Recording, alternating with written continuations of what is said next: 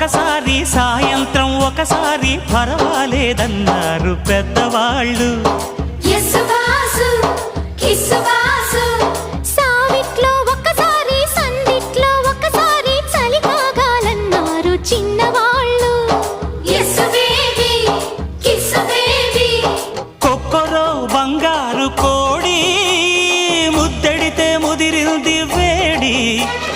పిల్లగో చూశాని నాడి అదిరింది కన్నెబాడి.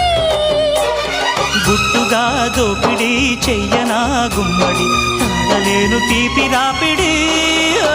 నిన్నేమడగను ఎట్టాడగను ఒకసారి ఒడిలోకి రారమ్మని.